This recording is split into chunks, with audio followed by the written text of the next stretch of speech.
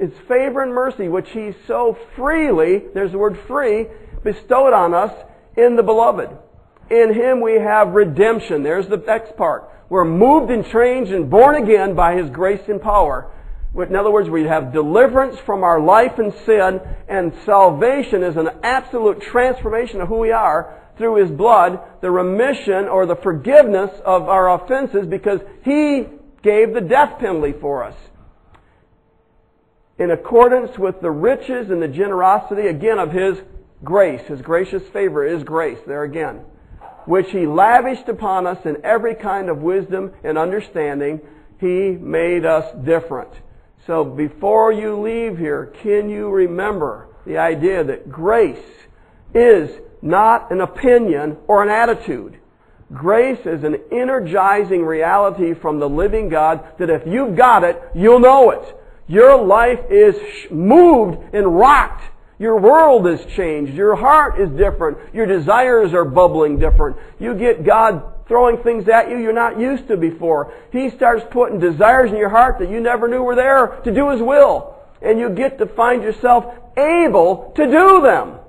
Able to do them. Because God's will is that you walk a different life.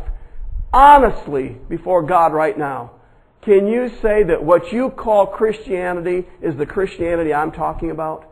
There's a lot of opinions, remember. A lot of people believe they're going to heaven.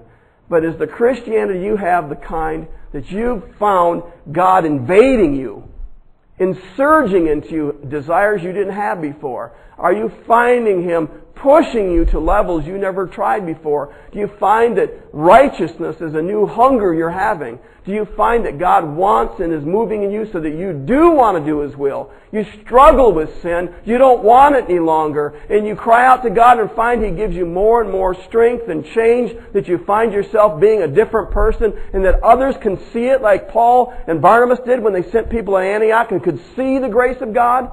Do you have that kind of grace? Are you a real Christian? Or are you a phony? A Christian Pharisee? A hypocrite that just says you believe, but you're no different than the rest of them? Well, don't stay that way. If you see that sin is still your boss, bow your head right now before God and beg Him to change you. Tell Him, I don't want this sin. I'm sorry. I know that it's wrong. I know that I deserve to be cast into hell for it.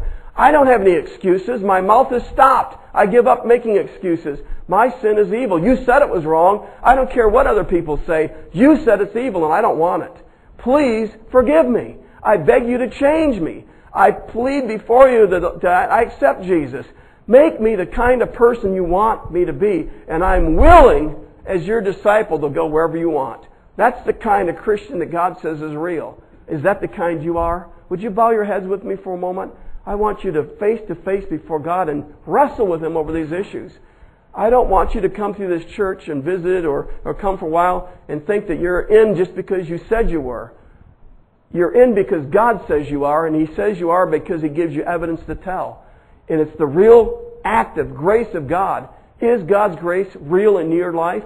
Do you find your heart being moved and changed? Do you find you're struggling, you don't want to sin any longer? Do you find the desires growing to please God? Do you find yourself hearing the voice of God speaking to your conscience saying, stop doing those things? Do you hear Him? Do you know He's there? If not, in the privacy of this time when no one else hears you, speak in your heart. God hears your thoughts and say to Him, God, forgive me. I am a sinner. I have done these things. I have lied. I've cheated. I've done whatever different things. You know what you've done. Confess them. Admit them to God.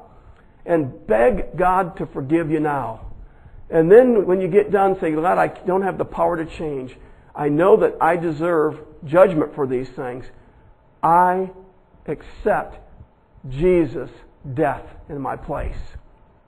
Please forgive me. From now, this day forward, you are my Lord. I'll do what you want. I'm not boss any longer. Pray those thoughts in your own words if you haven't before. Seek God while you can, while you're hearing it. You don't know what tomorrow's going to bring. Today is your day of salvation. Cry to Him for forgiveness. Ask Him for forgiveness.